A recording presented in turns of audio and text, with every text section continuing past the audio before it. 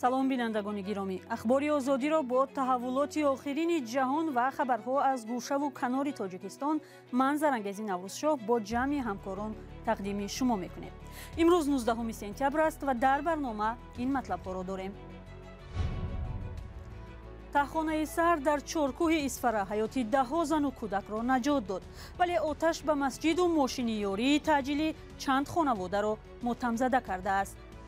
дастаманда ҷон дод, ман гуфтам ин қаддисе то ин зиндаш ба ман ёрдам кунам.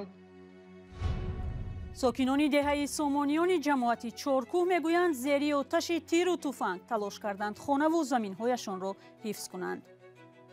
ҷавонҳои ҳаминҷа ки оташиша خاموش کردن و هر حالی که سوخته فرسوده شد.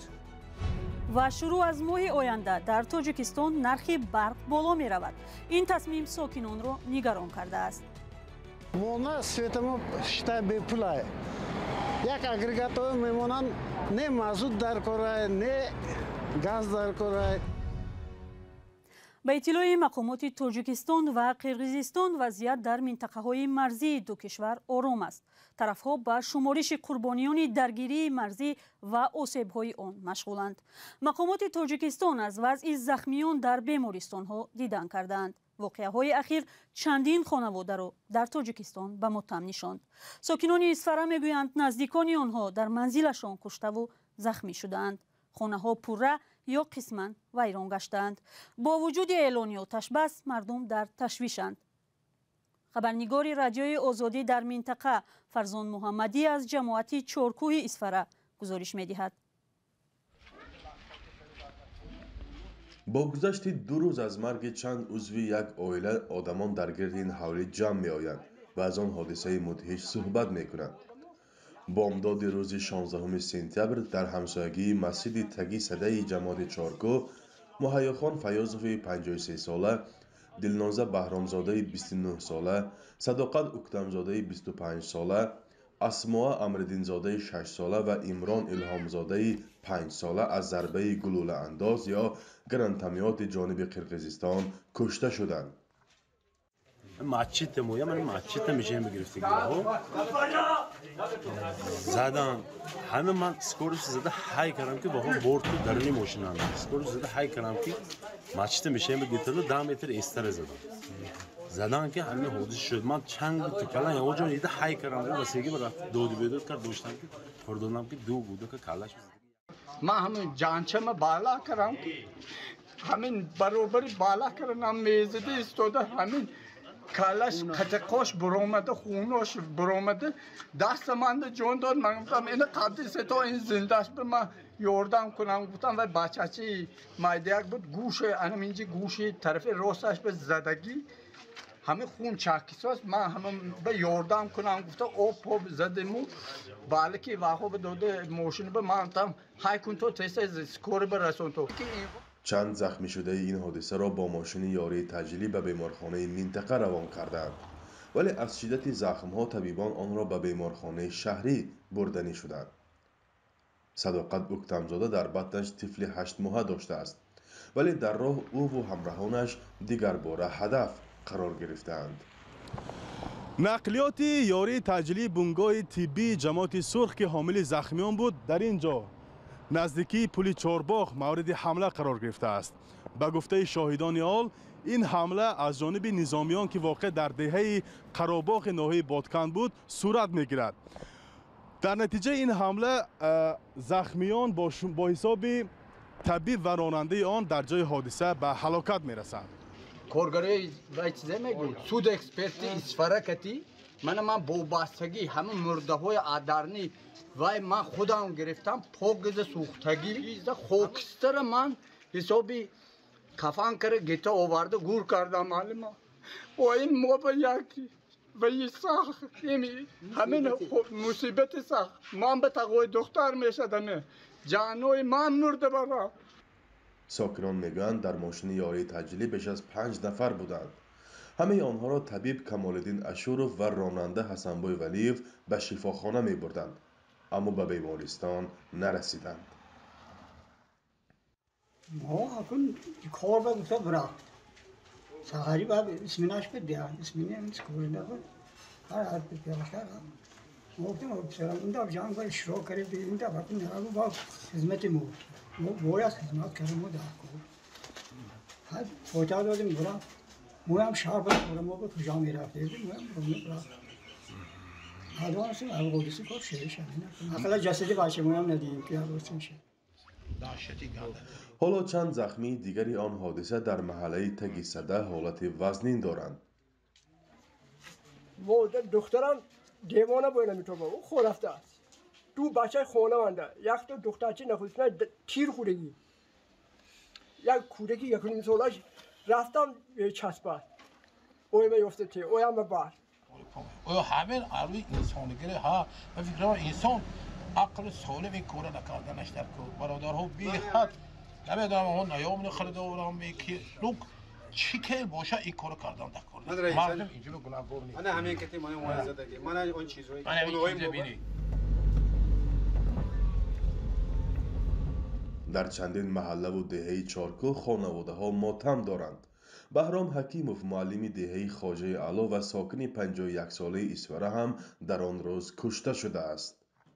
این برای به خطر بچه‌ها گذاشتن بچه‌های مکتب طلبه‌ها و زن‌ها چونکه مردها در همون محله استاده پاسبانی خانه خود بودن برای کمی بچه‌های مکتب بچه‌ها زن‌ها کودک‌ها زن گذاشته نه یا خرر نرسانید مبادا گذارن نپرانید گفته برای همین این کس همونجا رفت دیگه نگه نامردای نو پر تیر ناخلاف من عمل بچه‌ان سال 2000 چند حکیم حسین انداخته بود این یک بار نه این چندی بار این حادثه شده است اما حادثه همچون مادر تاجیک فیغانه میبرد که خیلی مادر تاجیک اینکوباتور نبوده که فقط برای تیر قرغز فرزند افتاده باشه خواهش من نام زنکای قشلاق از نام مادرایی که جگر بریان عباس همه مرگ فرزنداشو شوهراشو بگویم که بس شود که همین جنگ دیدارها در آن مناقشه خونین ساکنان کم آسیب دیدند که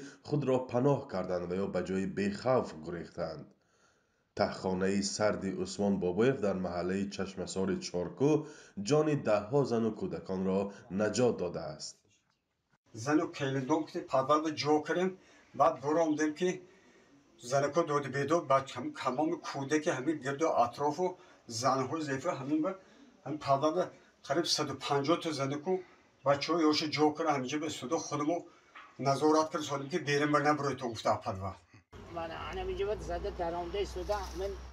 فضلالدین شریپوف 70 ساله از محله سامانیان پایان نیز شاهدی گلوله پرتایی از جانب نظامیان قرقیزستان شده است.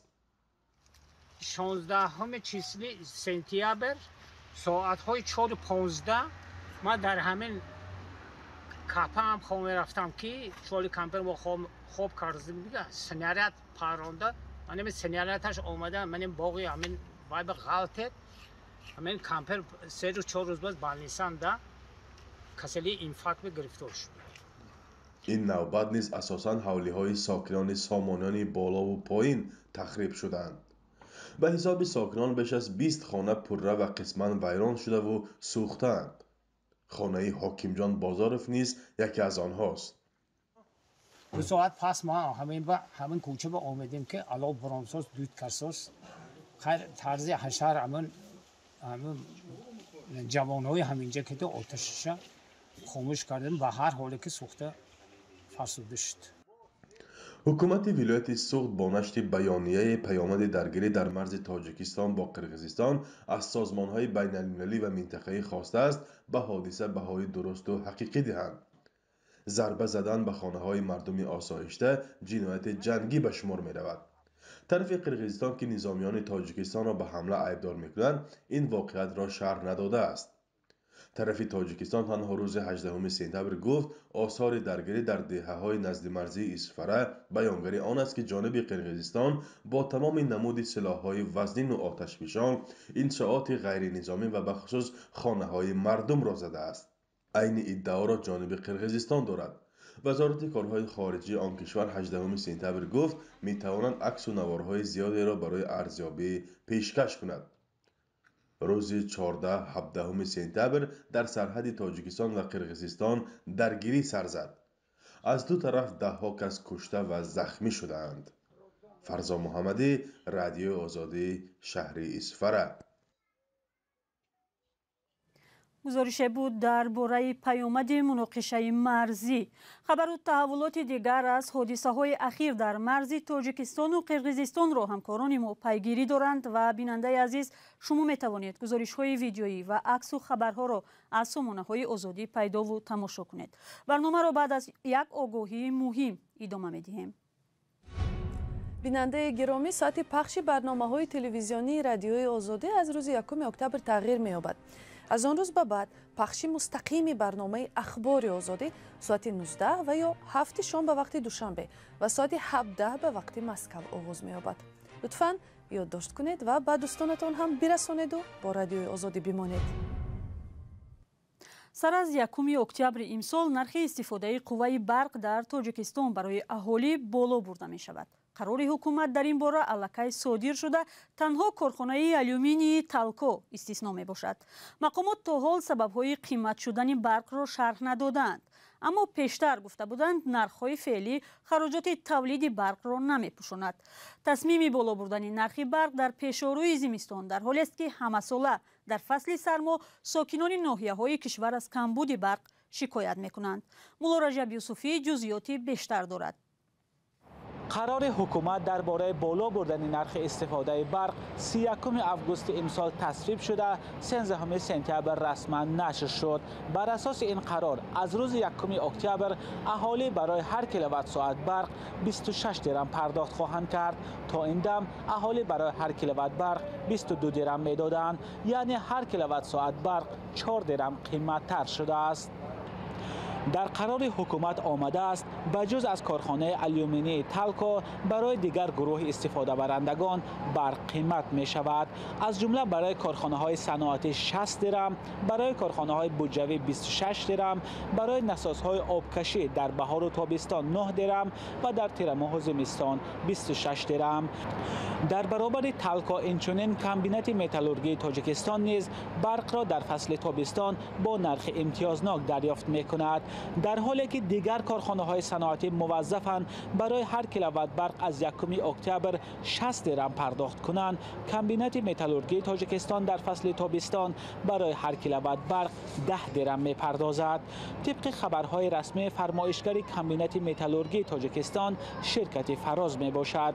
محققان آسیسی ارپی سال 2018 گفتند شرکت فراز متعلق به شمس الله صاحبوف داماد رئیس جمهوری تاجیکستان است. قیمت شدن برق در تاجیکستان مسئله حساس است. بسیاری از خانواده ها نرخ فعلی برق را هم برای خود گران می دانند.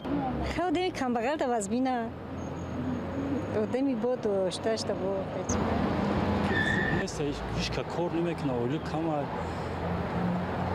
پنسه ها کمه. نادرست. برای چی؟ برای چی؟ مونه سویتمو شتای بی پولای.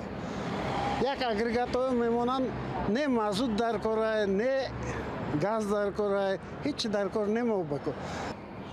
بار اخیر استفاده برق در تاجیکستان ماه ایول سال 2019 قیمت شده بود. مقامات همواره میگویند که نرخ استفاده از برق در تاجیکستان در مقایسه با کشورهای دیگر پساشوروی خیلی پایین است، اما منتقدان میگویند معاش آن کشورها نظر به تاجیکستان هم چند مراتب زیادتر است. چند سازمان مالی بین المللی از جمله بانک جهانی بارها به تاجیکستان گفتند که نرخ برق را بالا برد. مولا رجب یوسفی، شهلای عبدالله، آزادی، دوشنبه. آوازخوان معروف روس آلا پوگاچووا روزی 18 سپتامبر در شبکه‌های اجتماعی نوشت که او را هم شامل رویخط آگنت‌های خارجی سازند. به این ترتیب آوازخوان روس بار اول درباره حمله روسیه به اوکراین آشکارا اظهار نظر و از موقع ماکسیم گالکین شوهر خود جانبداری کرد که ضد جنگ برآمد کرده است. برنامه اخبار به پایان رسید. خبرهای بیشتر و نو را در وبسایت azadi.org و صفحه‌های رادیوی آزادی در تلگرام و توییتر پیدا کنید. خدا نگهدار.